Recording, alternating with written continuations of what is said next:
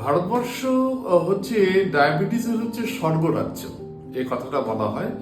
আমরা দেখতে পাচ্ছি এটা সত্যি খুব বিপজ্জনক অবস্থা ভারতবর্ষে, যে ভারতবর্ষে ডায়াবেটিকের সংখ্যা এত পরিমাণ বেড়ে চলেছে এবং তার থেকে বেশি পরিমাণ রোগী কিন্তু যাদের ডায়াবেটিস ডিটেকশন হচ্ছে না, কিন্তু তাদের ডায়াবেটিস হয়ে বসে আছে, এদেরকে আমরা প্রি ডায়াবেটিক বলি।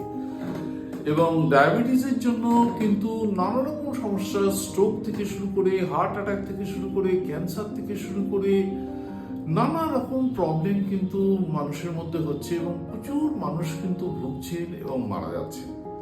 এই জন্য আপনাদের কিন্তু লাইফস্টাইল মডিফিকেশন করতে হবে, খাওয়া দাওয়া নিয়ন্ত্রণ করতে হবে, ডাক্তার পরামর্শ সে ব্যাপারে নেবেন, অন্য কারোর পরামর্শ নেবেন না। প্রেশার কন্ট্রোল করুন, প্রেশার সবচেয়ে বেশি ইম্পর্টেন্ট ডায়াবেটিক পেশেন্টদের জন্য।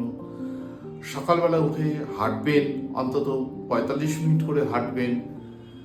সুগার এবং মিষ্টি জাতীয় জিনিস কিন্তু বেশি খাবেন না। যত্র বাজারে যেরকম যে চিপস ধরুন, মোমোস, চাউমিন বা বিভিন্ন ধরনের মিষ্টি, সিঙ্গারা, জিলিপি, এগুলো কিন্তু বেশি পরিমাণে খাবেন না। আপনারা জানেন সেন্ট্রাল গভর্নমেন্টের থেকেও কিন্তু জিলিপি, সিঙ্গারা খাওয়ার ব্যাপারে কিন্তু রেস্ট্রিকশন করা হয়েছে।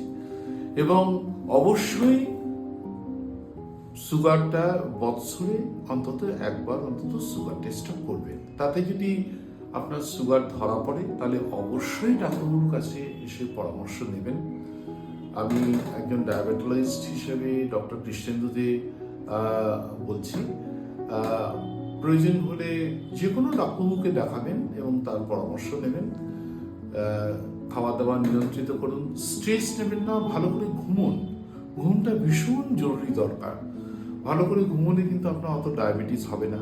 আপনি যদি প্রতিনিয়ত এক্সারসাইজ করেন তাহলে কিন্তু ডায়াবেটিস অনেক দূরে থাকবে। এবং খাওয়া দাওয়া যদি আপনি নিয়ন্ত্রণ করেন, ডাক্তারের পরামর্শ নিয়ে যদি খাওয়া দাওয়া নিয়ন্ত্রণ করলেই সবচেয়ে ভালো হয়। যে খাবারগুলো বললাম সেই খাবারগুলো বেশি খাবেন না। ভাত রুটি খুব কম করে খান, গ্রিন লিফি ভেজিটেবলস খান, ফল প্রতিদিন একটা করে খান, মিষ্টি জাতীয় জিনিস খাবেন না।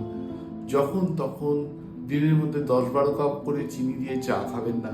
ভাজা পোড়া মশলা, সিঙ্গারা, কচুরি, তারপর হচ্ছে ওখানে পাঁপড়, যখনই পাচ্ছেন মোমো, ঘুগনি, এসব রাস্তা থেকে সবসময় খাবেন না। ন্যাচারাল ফুড প্রোডাক্টসগুলো খান এবং ডাক্তারবাবুর পরামর্শ নিন।